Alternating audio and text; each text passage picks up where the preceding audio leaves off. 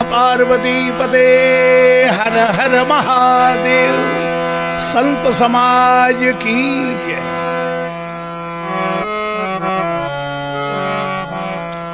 श्री राम जय राम जय जय राम।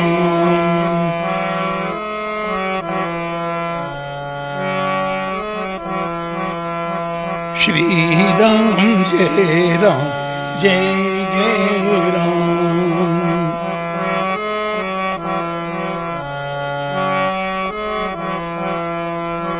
श्री राम जय राम जय जय राम। श्री राम जय राम। श्री राम जय राम जय जय राम। श्री राम जय राम। श्री राम जय राम जय जय राम।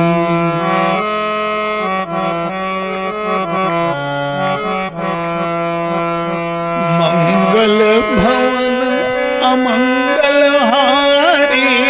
मंगल भवन द्रवहु सो दशरथ अजिर बिहारी। द्रवहु सो दशरथ मंगल मूर्ति मारुत नंदन।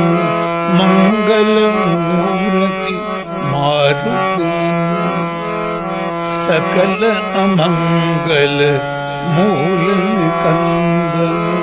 सकल अमंगल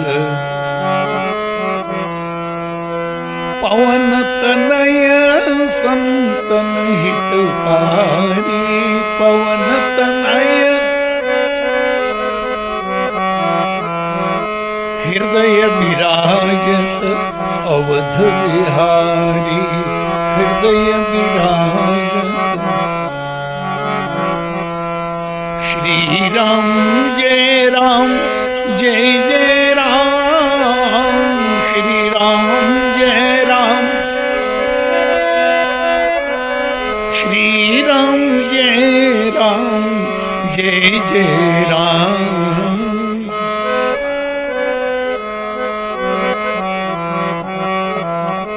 बंदहु प्रथम भरत के चरणा। बंदहु प्रथम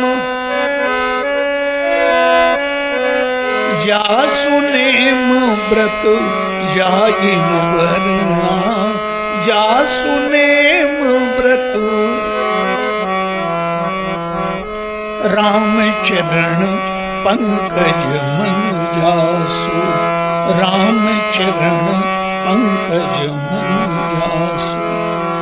लुबुध मधुप इवत जैन पासु। लुबुध मधुप इवत जैन पासु। श्री राम जय राम जय जय राम। श्री राम जय राम। श्री राम जय राम जय जय राम।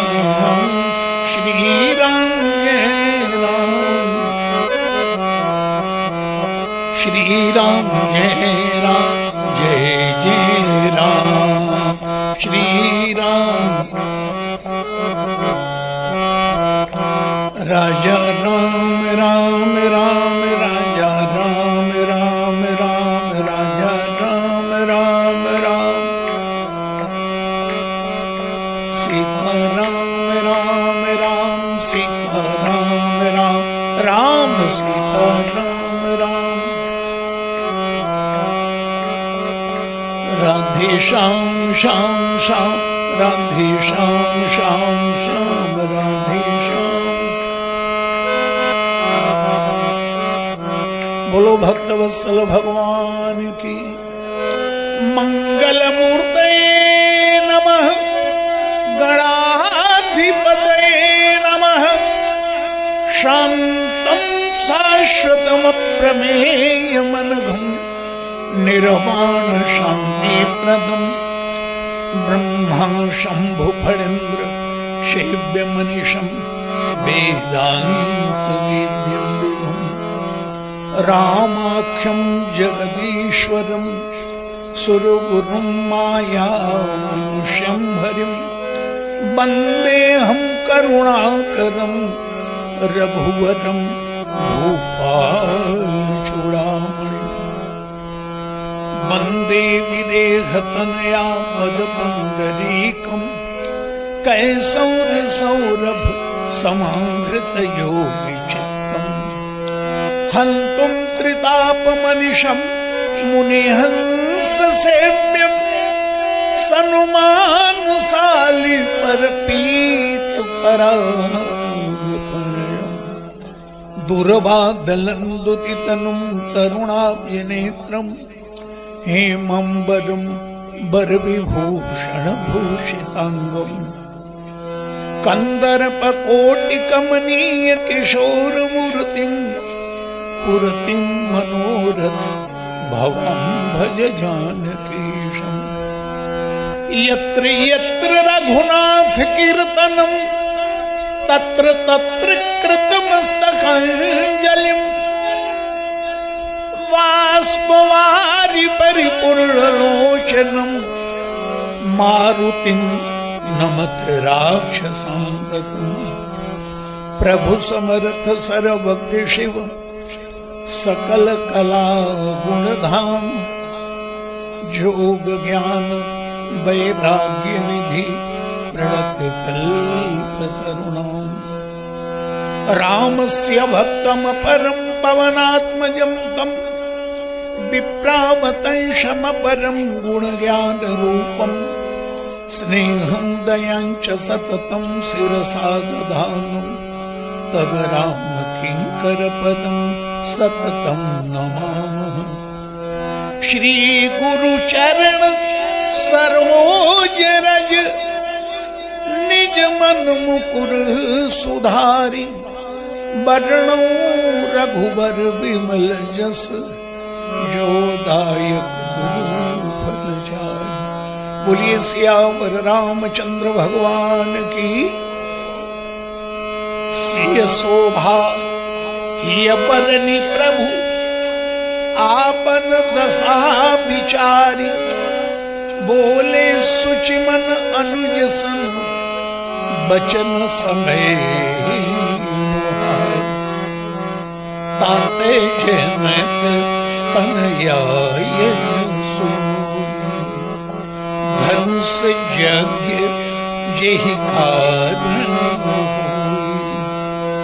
जासु बिलोकी अलौकिक शोभा सहज पुनीत मोर मन शोभा सो कारण ज्ञान विधाता भरत सुभग अंग सुभ्राता। प्रभु कथा रस के रसज्ञ समस्त श्रद्धालु श्रोतागण बंधु हूं, भक्त में देवी हूं। कल कथा जब प्रारंभ किया था तब एक भी देवी लोग नहीं बैठी थी, बाद में आई, तो इसलिए मैंने केवल श्रोतागण बंधुओं कहा। आज देवियां देख रहा हूं तो संबोधन किया देवियों का भी। जब मैं वहां से चलता हूं संत निवास से तो काफी पौरुष प्रदर्शन करना पड़ता है यहां आने के लिए, ऐसी भीड़ होती है। लेकिन कथा में देखता हूं तो एकदम शांत, बिल्कुल एकदम। तो इसका मतलब पर्यटक लोग ज्यादा हैं, हाँ, घूमने फिरने वाले। हाँ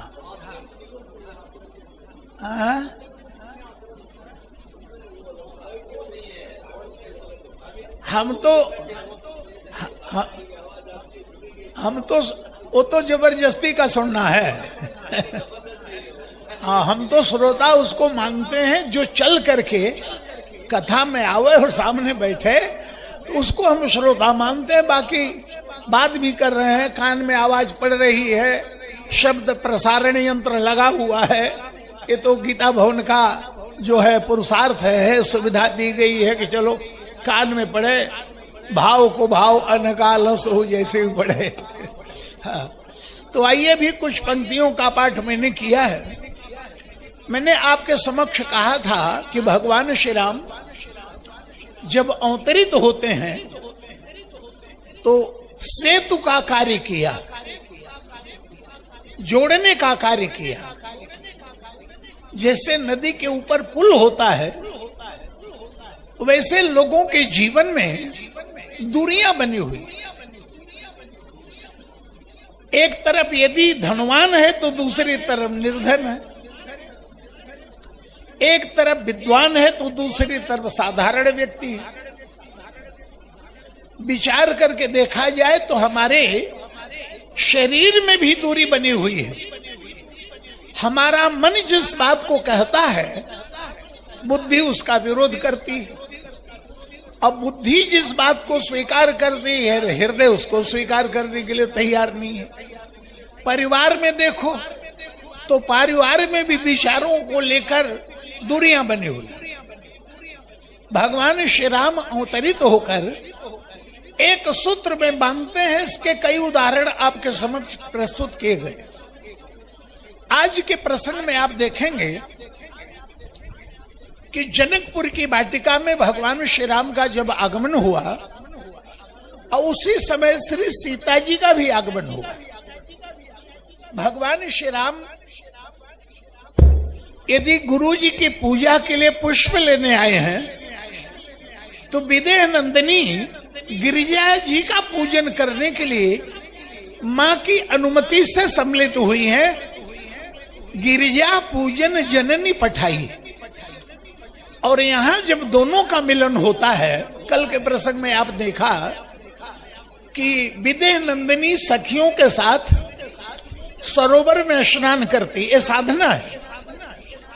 सरोवर में स्नान करती है, मज्जन करी सर सखिन समेता और गई मुदित मन गौरी निकेता।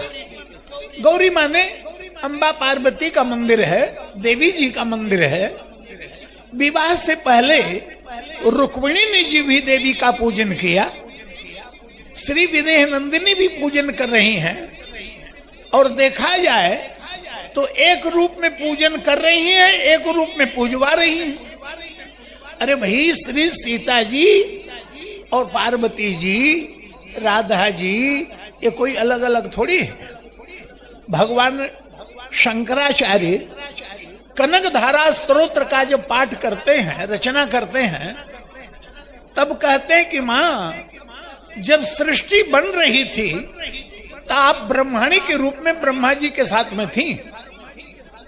सृष्टि का पालन करना हुआ तो आप विष्णु पत्नी के रूप में, लक्ष्मी के रूप में विद्यमान थी। जब संहार करना हुआ तो भगवान शिव के साथ दुर्गा के रूप में थी। गिरदेव तेदि गरुड़ सुंदरी थी, शाकंबरी शस्य शेखर बल्लभेति। सृष्टि स्थिति प्रलय केले सुसंसताए तस्सै नमस्तु भुवने कुरुस्तुरुंडे। इसका मतलब अनेक रूपों में एक ही परमात्मा विद्यमान है, पर अपने चरित्र के माध्यम से। जैसे गोवर्धन भगवान का भगवान कृष्ण ने पूजन भी किया और एक रूप में पूजन लिया भी, इंद्र की पूजा बंद करवा दी। तो एक संदेश देने के लिए अपने अभिनय के माध्यम से, जैसे अभिनेता रंगमंच पर अपने अभिनय के माध्यम से कोई संदेश देता है तो तीन सत्य होते हैं।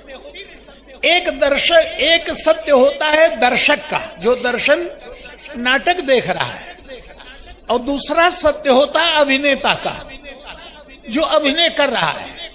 वो हरिश्चंद्र है नहीं, लेकिन हरिश्चंद्र का अभिनय कर रहा है।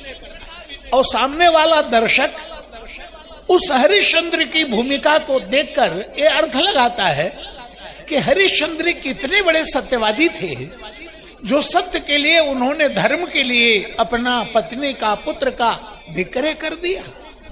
और एक संदेश होता, एक सत्य होता है सूत्रधार का, जो उसका मंचन करने वाला सूत्रधार है। और इसलिए एक बड़ा प्रसंग आता है विचित्र। जटायु जी के प्रसंग में गोस्वामी जी कहते हैं, मुए मरे ही मरी हैं सकल, घड़ी पहर के बीच, लही न काहू आज लग गीध राग जी की मीच। कितने लोग मर रहे हैं, कितने लोग मर गए, कितने लोग मरेंगे, पर जटायु जैसी मृत्यु आज तक किसी को नहीं मिली। जटायु का पंख रावण ने काट दिया। मैं चाहूंगा अब इस दृश्य को देखें, फिर हम आगे बढ़ते हैं कि 3 सत्य है। एक सत्य है जो नाटक का मंचन करने वाला सूत्रधार है। दूसरा सत्य है अभिनेता जो है नहीं लेकिन अभिनय कर रहा है। तीसरा सत्य है दर्शक का। तो जब रावण ने विदेह नंदिनी का हरण किया तो श्री सीता जी विलाप करने लगी, और गोस्वामी जी कहते हैं कि विलाप करते उन्होंने कहा,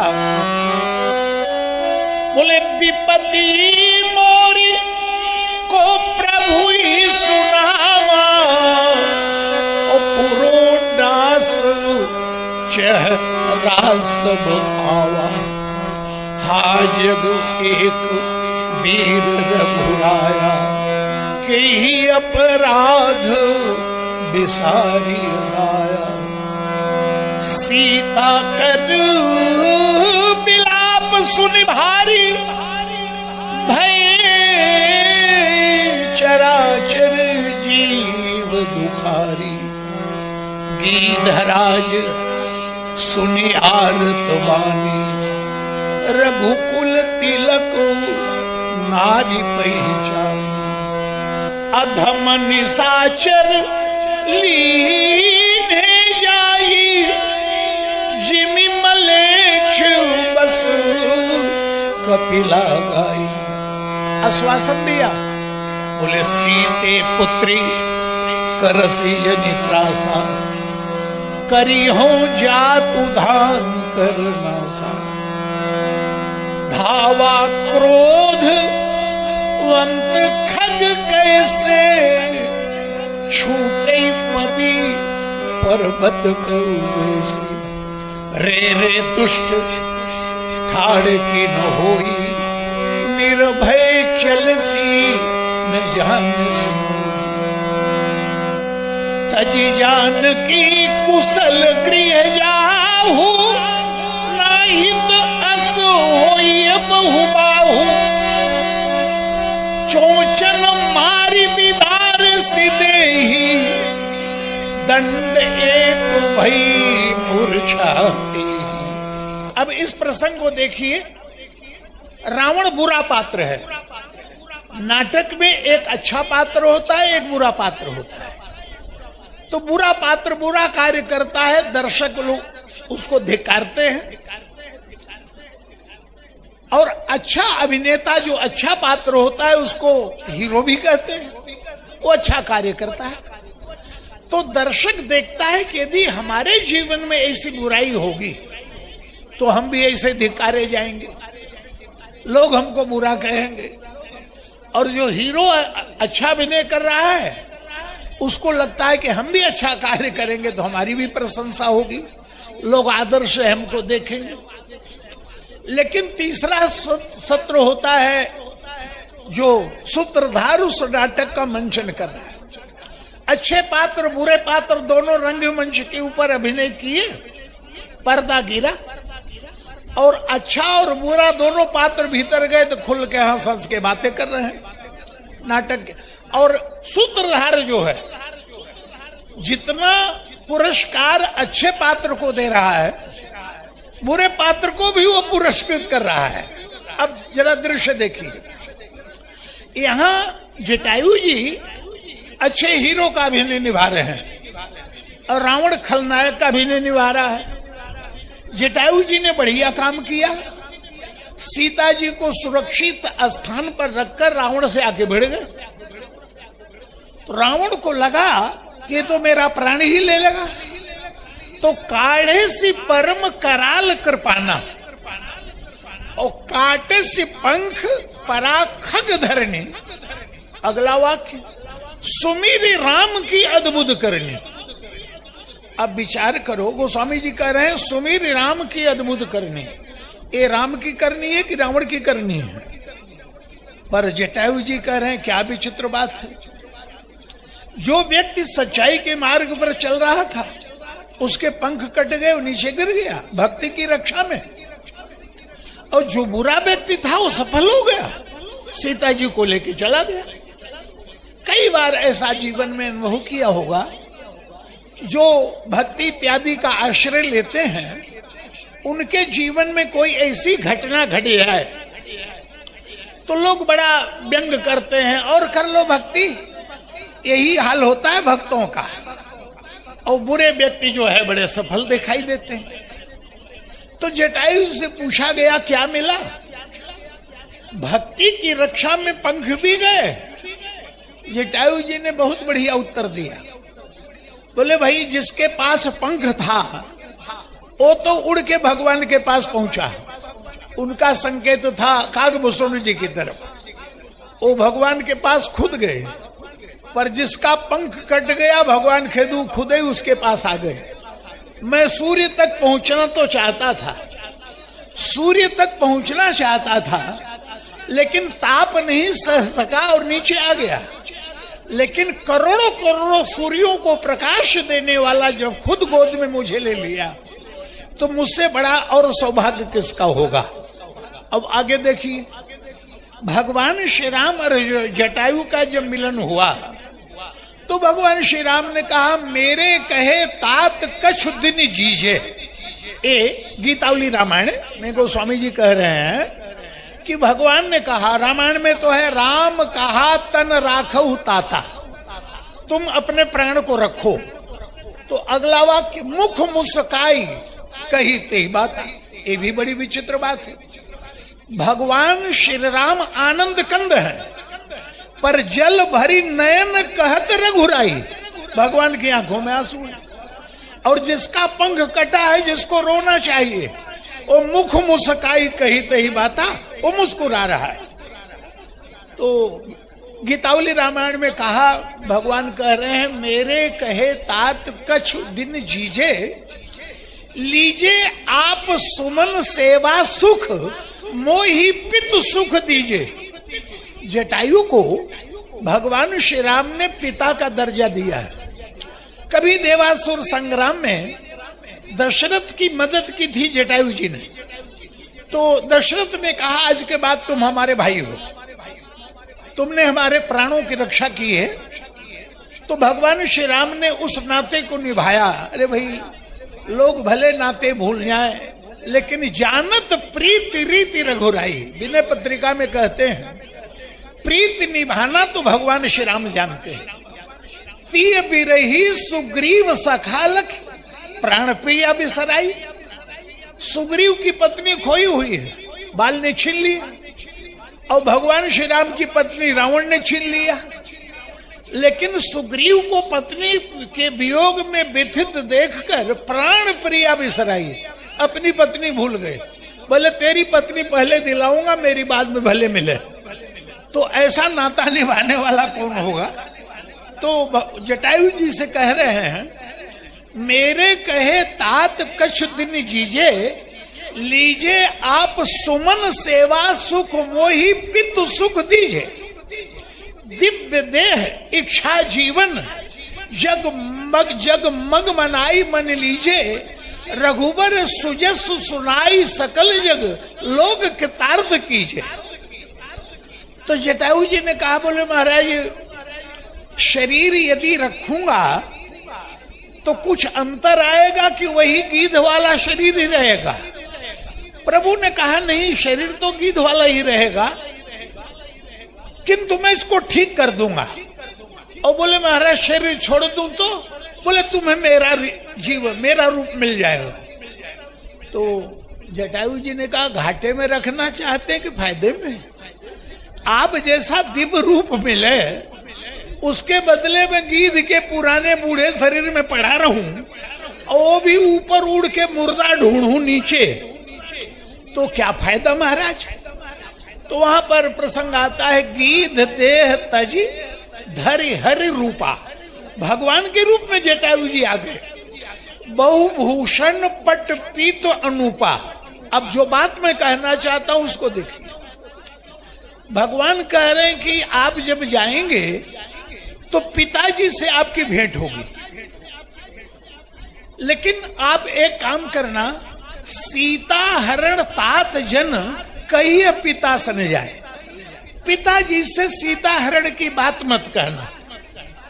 तो पहले तो जटायु जी आनंद में भर गए कि जो स्थान पिताजी को दिया वही मुझे दे रहे, और इसलिए कह रहे हैं पिताजी से भेंट होगी। तो जटायु जी ने कहा, बोले महाराज आप पिताजी से छुपाने के लिए क्यों कह रहे हैं? तो प्रभु ने कहा कि मैं चाहता हूं कि आप न सुनाओ, सीता हरण का समाचार कोई और सुनावे। बोले महाराज कौन सुनाएगा? बोले जो मैं राम तो कुल सहित कहिए दसान न जाए, रावण जाके सुनाएगा। अब क्या मतलब? जहां दशरथ गए वहीं जटायु जा रहे हैं, और जहां जटायु गए रावण भी वहीं जा रहा है। क्या मतलब हुआ? माने ये तीसरा सूत्र है सूत्रधार का। सूत्रधार तो प्रभु श्री राम है, सारा खेल इन्हीं का है। और इसलिए जटायु जी कह रहे हैं सुमिर राम की अद्भुत करनी, ये राम की करनी है।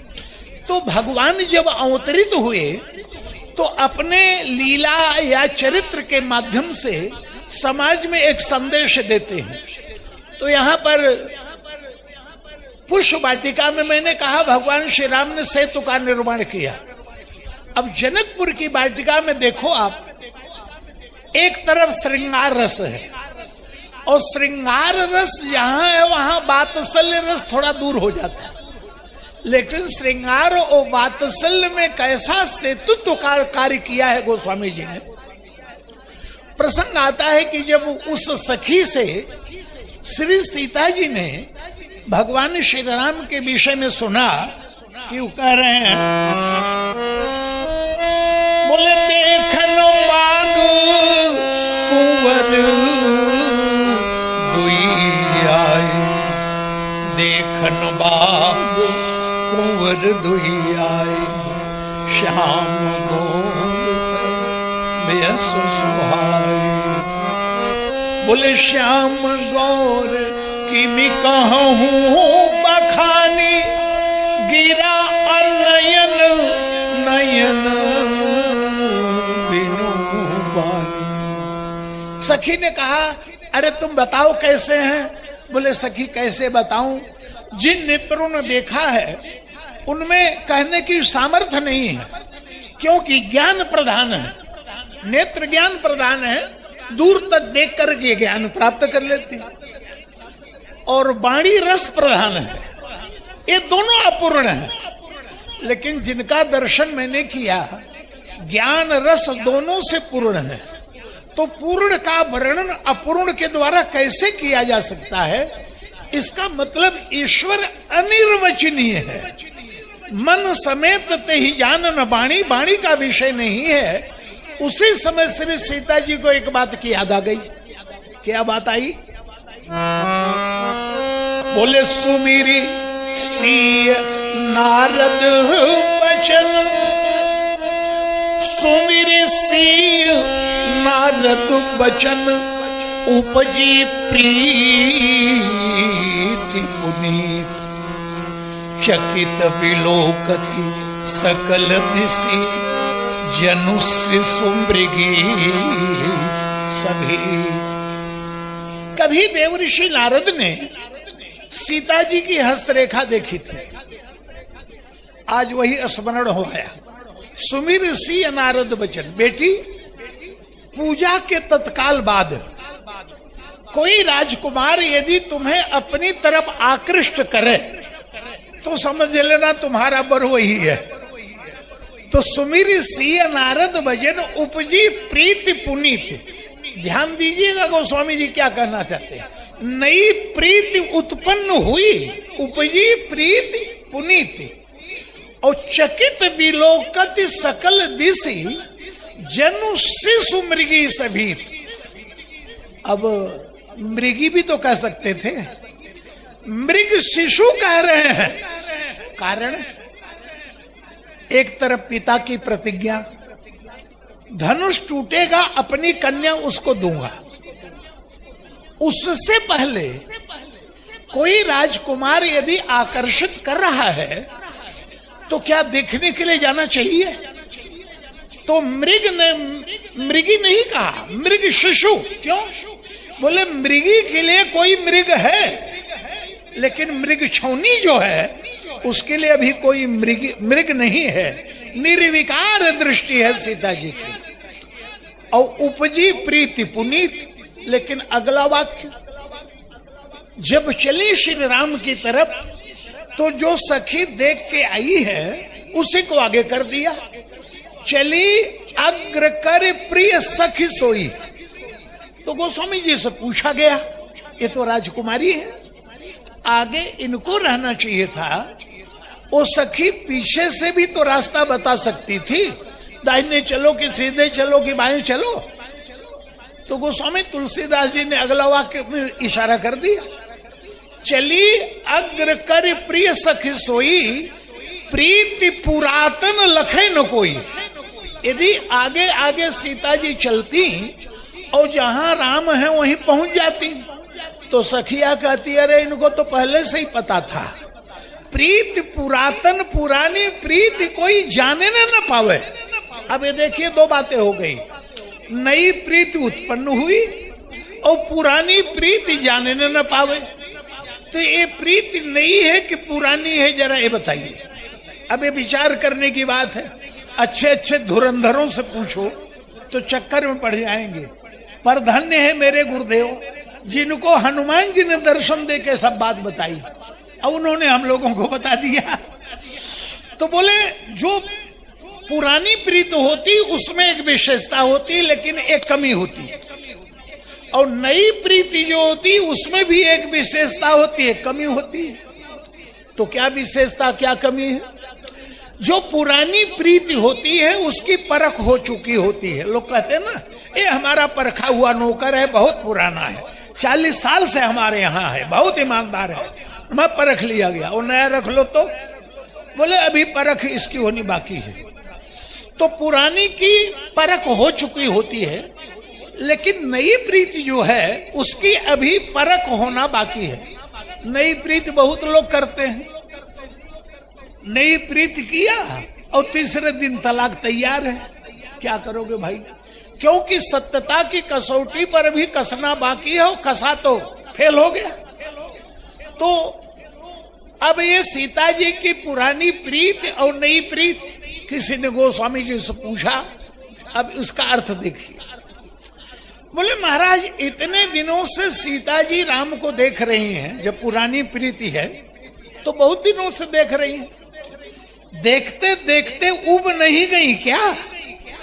गोस्वामी जी ने कहा बात तो ठीक है।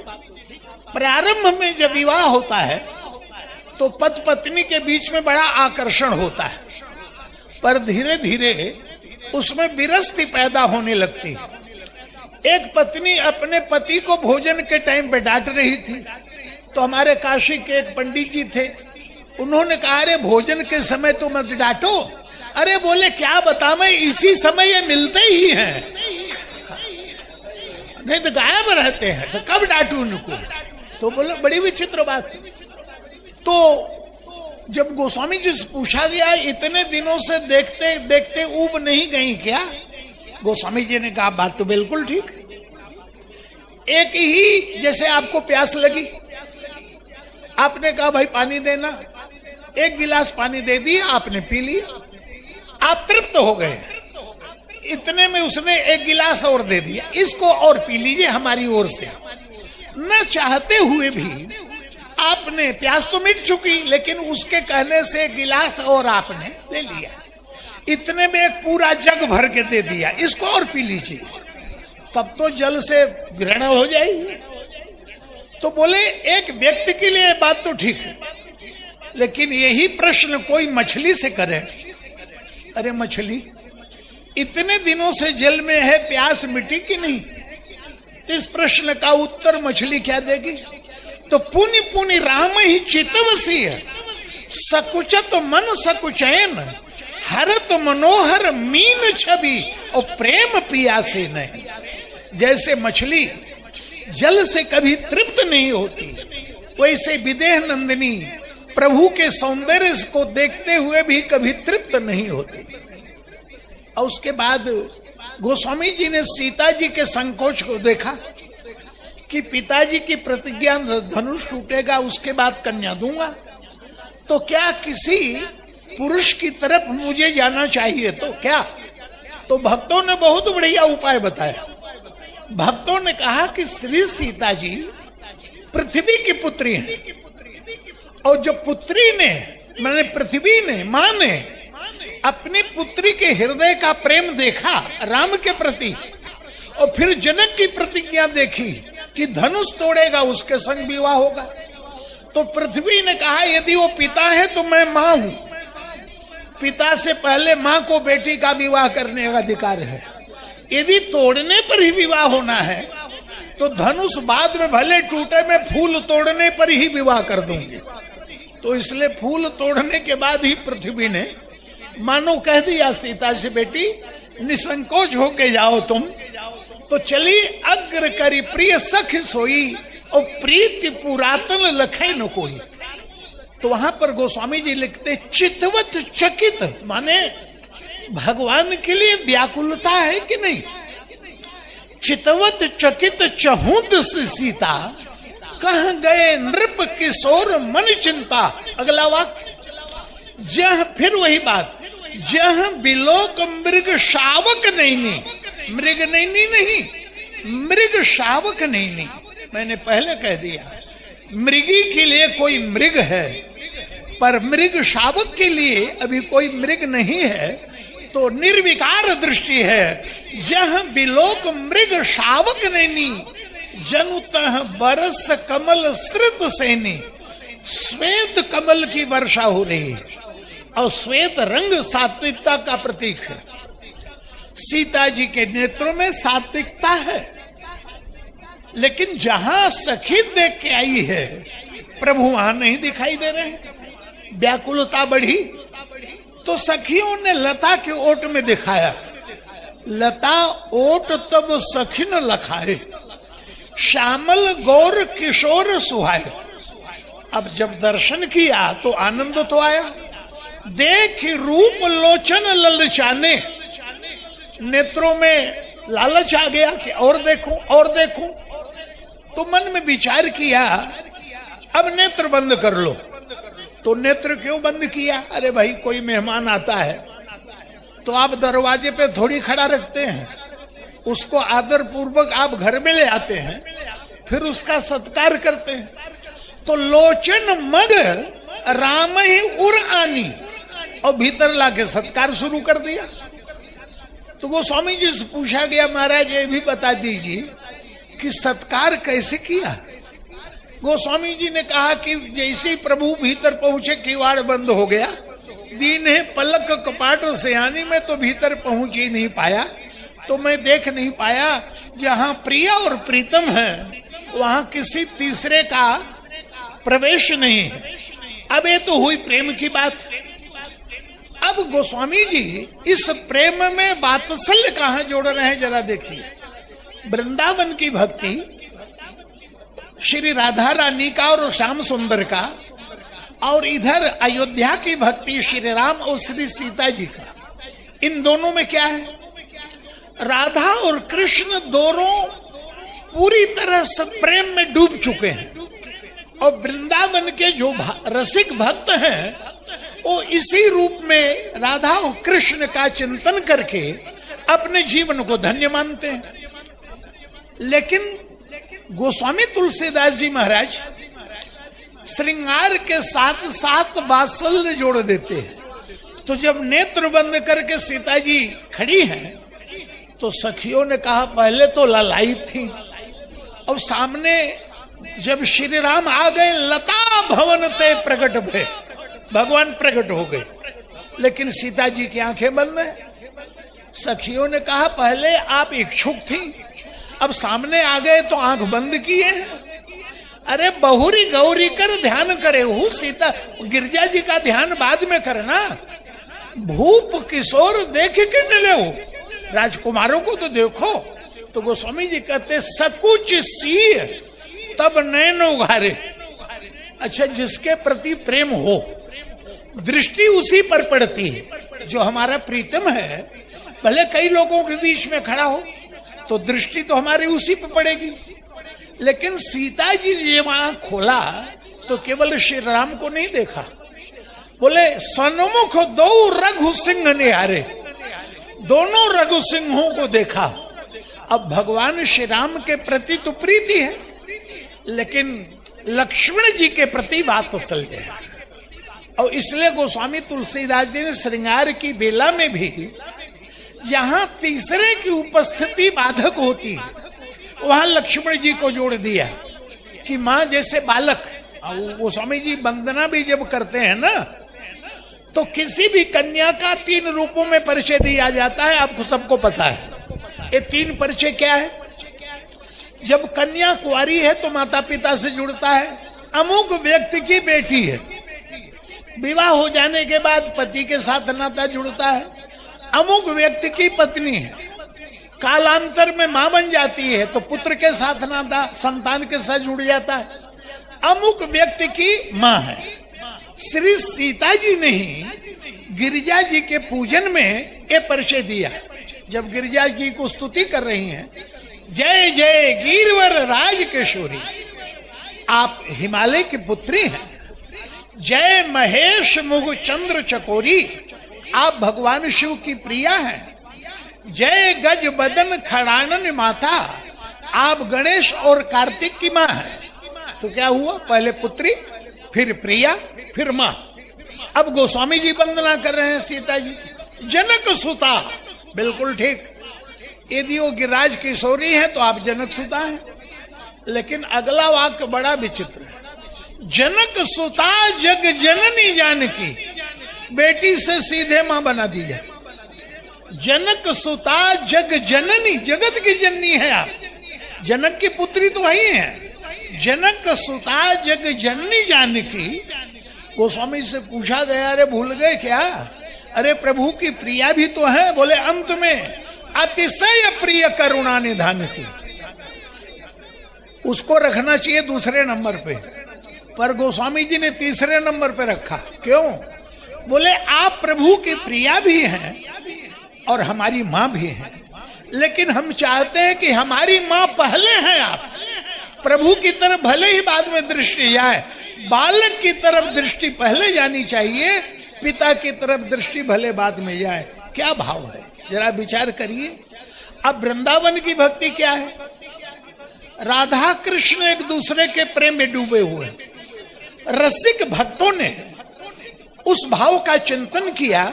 रसखान ने भी अपने ढंग से कहा, दोनों के प्रेम को देख लिया किसी गोपी ने, दूसरी से कह रही है, एरी एरी आज काल दो लोक लाज त्याग, सीखे हैं सबहि विद स्नेह सरसाइबो।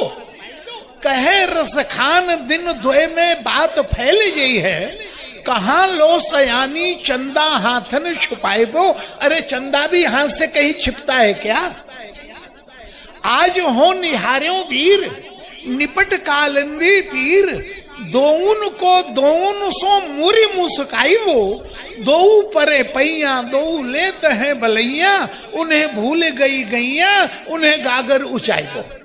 उन्हें गैया भूल गई कहाँ गई, और उन्हें गागर भूल गई कहाँ जमुना जल भरी हुई, उठाना ही भूल गए। दोनों माने डूबे हुए। तो वृंदावन की जो भक्ति है रसपूर्ण है, और अयोध्या की जो भक्ति है रस के साथ साथ वात्सल्य जुड़ा हुआ है। इस बात को आप और भी जरा देखिए। जैसे पति और पत्नी आपस में प्रेम भरा वार्तालाप कर रहे हैं और नया नया विवाह हुआ है। कालांतर में जब संतान पैदा हो जाती है तो अपने प्रेम को उन्हें बांटना पड़ता है। मान लो दोनों आपस में आनंद से वार्तालाप कर रहे हैं, इतने में बालक रो पड़े तो क्या झुंझलाते हैं क्या? अपने आनंद को समेट लेते हैं और उस बालक की तरफ ध्यान देते हैं। तो गोस्वामी तुलसीदास जी मानो माता से प्रार्थना कर रहे, माँ अकेले श्री राम ही नहीं है, लक्ष्मण जी भी साथ में है। मां इनके ऊपर भी दृष्टि जानी चाहिए। तो राम के प्रति यदि श्रृंगार की दृष्टि है तो लक्ष्मण जी के प्रति वात्सल्य की दृष्टि विदेह नंदिनी की। इस बात को और समझिए। गोस्वामी जी विनय पत्रिका में इसका वर्णन करते हैं बहुत बढ़िया ढंग से। विनय पत्रिका में गोस्वामी जी, विनय पत्रिका का मतलब है भगवान के नाम लिखा गया पत्र, प्रार्थना पत्र है विनय पत्रिका। यहाँ गीता प्रेस में है। और मानस का यदि पूरा आनंद लेना है तो विनय पत्रिका जरूर पढ़ना चाहिए। और जो भगवान की उपासना करते हैं विनय पत्रिका के पदों को देखें तो उनकी भक्ति और पुष्ट होगी। तो गोस्वामी जी पत्र लिखते हैं भगवान के नाम, लेकिन आजकल जैसे डाक से भेज दिया जाए, ईमेल से भेज दिया जाए, ऐसे नहीं, खुद लेके जाते हैं।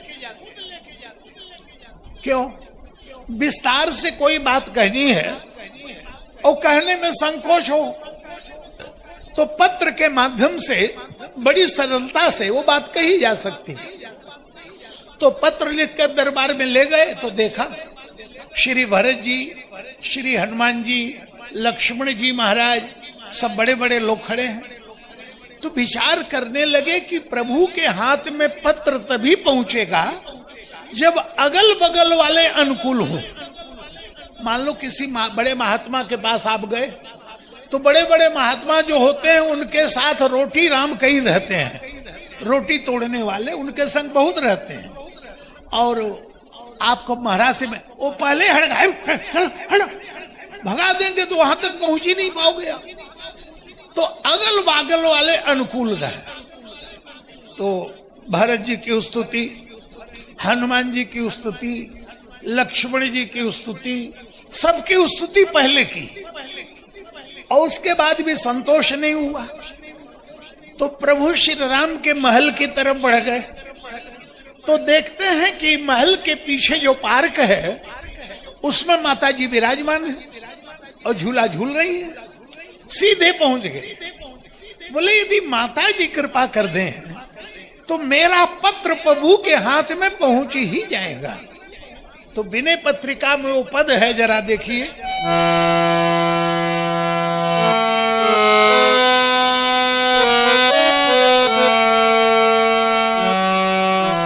कबहू का अम्ब अवसर पाई मेरी सुधि द्याई भी।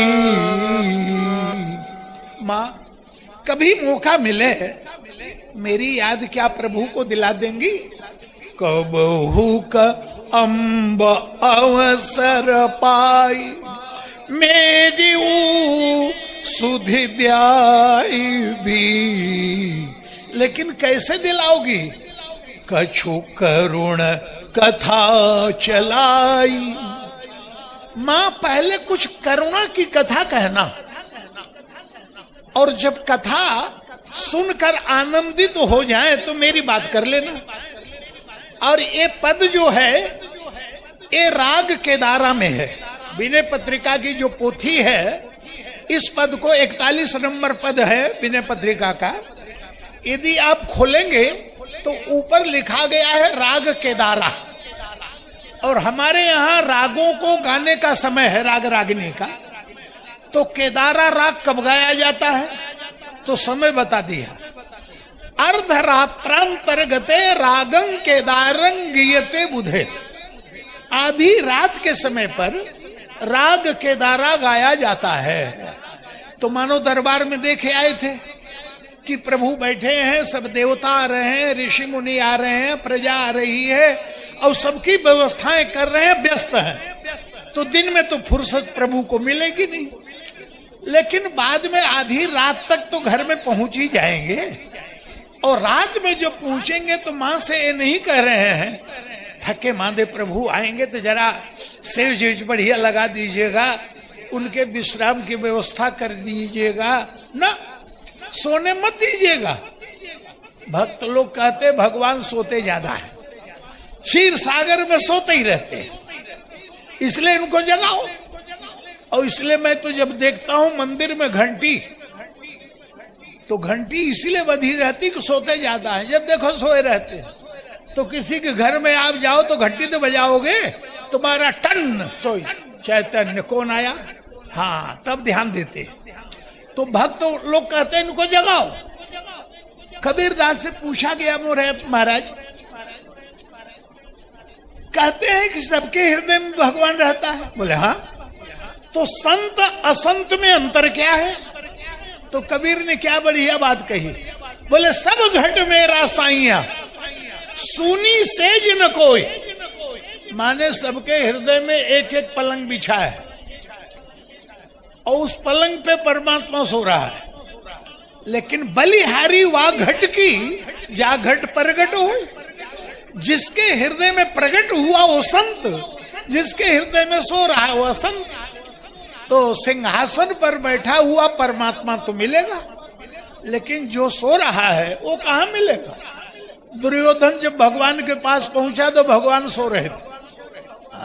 सहायता मांगने के लिए जब गया द्वारका में, तो बोले कहाँ? बोले अंदर है। तो अंदर पहुंचा तो देखा दुपट्टे से ढके हुए पूरी तरह से सोए हुए हैं। पीछे से अर्जुन पहुंच गए और बैठा भी तो सिरहाने बैठा, और अर्जुन पहुंचे तो चरणों की तरफ जो स्थान था वहीं जाके बैठ गए। और जैसे अर्जुन बैठे दुपट्टा हटा, अर्जुन पर दृष्टि पड़ी। बोले अर्जुन कैसे आए? वो पीछे पड़ गया, सिरहाने बैठा था पीछे हो गया। बोले पहले मैं आया हूं। अरे आए तो हो, लेकिन दृष्टि तो अर्जुन पे पड़ी है। अब उनकी दृष्टि किस पे पड़ेगी? तो उनकी तो किसी किसी को देख के भगवान सो जाते हैं और किसी किसी को देख करके भगवान जग जाते हैं। तो गोस्वामी जी ने कहा मां जगाइएगा, सोने मत दीजिएगा। कबहू का अम्ब अवसर पाई मेरी सुधि द्याई भी। मेरी सुध दिलाना, कछु करुण कथा चलाए। बूझी है सो कौन, किसकी कथा कह रही हो? बूझी है सो कौन कहबी नाम दशा जनाए। जब पूछे तो नाम लेना। कौन है? बोले एक दासी दास कहा है। आपके दासी का दास है। क्या इशारे से बात की है? तुलसीदास नहीं कहा। कह देना मां आपके दासी का दास है। तो तुलसी भगवान की दासी और उसका दास, ए दासी तुलसी दैत्य पत्नी, और उसको आपने चरणों में माने माथे पे धारण कर लिया। तुलसी भगवान के माथे पे चढ़ती, तो दासी का दास जब तुलसी को माथे पर स्थान दिया तो तुलसी के दास को चरणों में तो स्थान मिल ही जाएगा।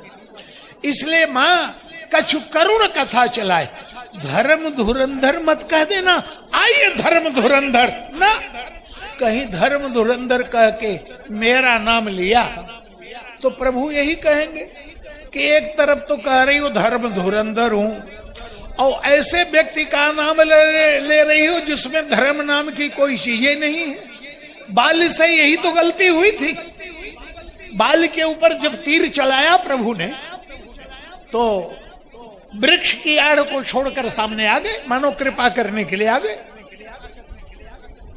शाम गात सिर जटा बनाए, अरुण नयन सर चाप चढ़ाए।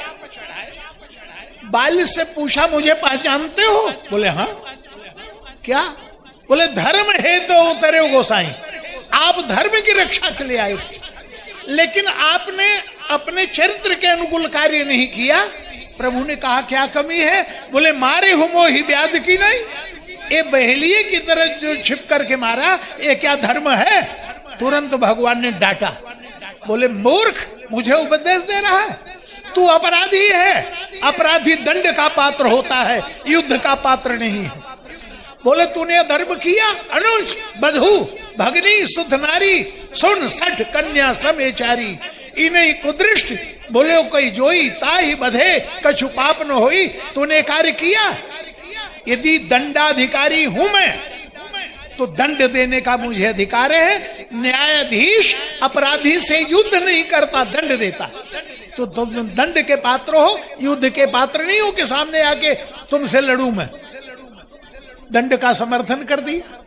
तो गोस्वामी जी ने कहा कि धर्म धुरंधर मत कह दीजिएगा, कछु करुण कथा चलाए, जान की जग जननी जन की, किए वचन सहाय। यदि आप वचन से सहयोग करेंगी तो तरे तुलसीदास तब नाथ गुण गन गाए। आपके स्वामी का गुण गा के तुलसीदास तर जाएगा। कबहू का अम्ब अवसर पाई, मेरी उसुध ध्याई भी कछु करुण कथा चलाए। बूझ यहीं से कौन कह भी नाम दशा जनाए, दीन सब अंगहीन क्षीण मलिन अघी अघाए। करता क्या है तो बता देना, नाम ले भरे उदर प्रभु। आपका नाम ले लेके पालता है, पेट पाल रहा है, और जब करुणा से भर जाएंगे सोई मेरा नाम ले देना, तो तरे तुलसीदास तब नाथ गुण गन गाए। माने गोस्वामी जी कहते हैं कि श्री राम के प्रेम में माता जी पूरी तरह ने डूब जाए, बच्चों की तरफ भी थोड़ा ध्यान दे, और चित्रकूट का एक दृश्य आपके सामने कह के वाणी को विराम दे। फटिक शिला पर भगवान बैठे हैं, ध्यान से सुनना। सामने एक वृक्ष जिसके ऊपर लता चारों तरफ से छाई हुई है, और उस लता के चारों तरफ आच्छादित करने से उस वृक्ष की सघन छाया बड़ी आनंददायी हो रही है। प्रभु श्री राम और सीता जी उस दृश्य को देखते हैं, तो सीता को लेकर उस वृक्ष के नीचे प्रभु चले गए और व्याख्या कर रहे हैं, सीते कितना भाग्यशाली है वृक्ष जिसने स्नेहमयी लता को अपने पास पाया। लता ने इस वृक्ष को चारों तरफ से आच्छादित न किया होता तो वृक्ष में छिद्र रह जाता और धूप छन छन करके नीचे आती। लेकिन लता के छा जाने से वृक्ष की छाया कितनी सघन हो गई है। धन्य है वृक्ष की लता ने इसको महान बना दिया। सीता जी ने कहा, प्रभु व्याख्या तो बड़ी उत्तम की आपने, पर थोड़ा सा मैं संशोधन करना चाहूंगी।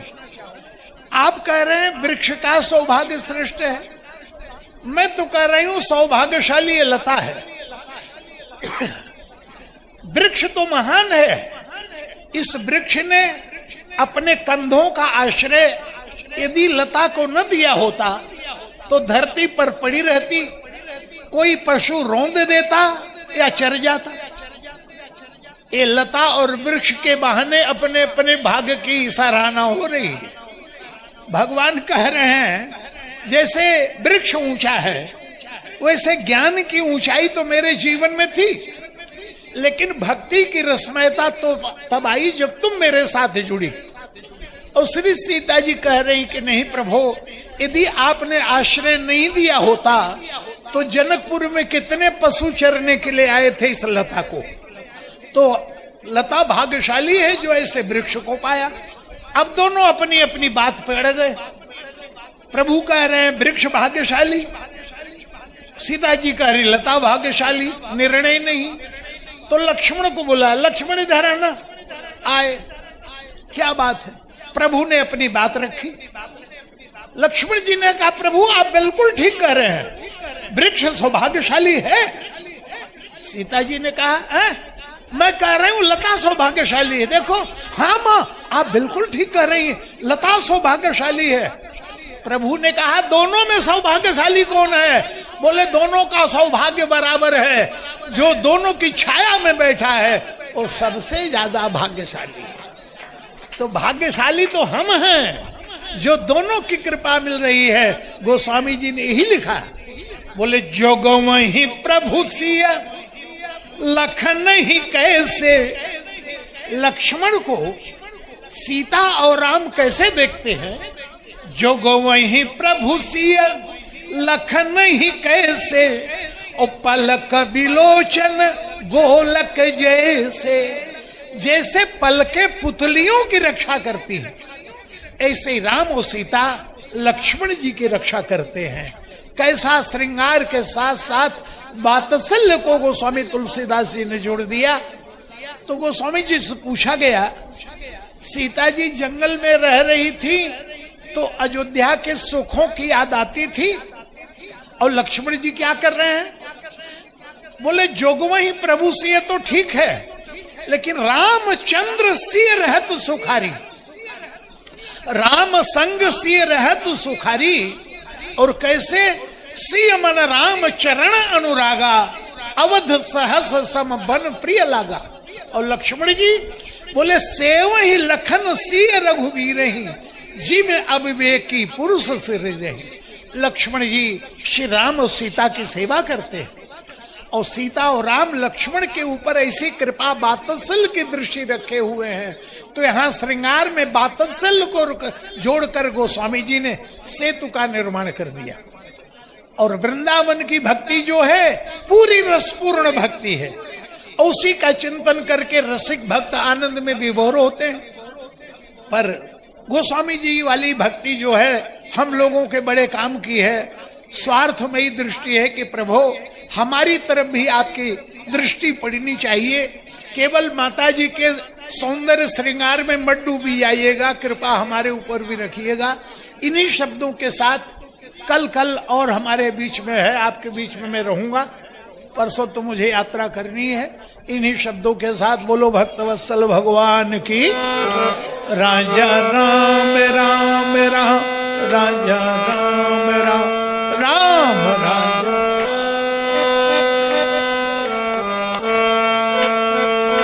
सीता राम राम राम, सीता राम राम राम, सीता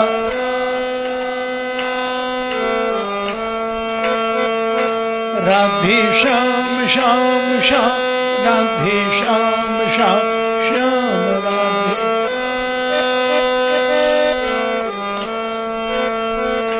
सीता राम राम राम, सीता राम राम राम, सीता।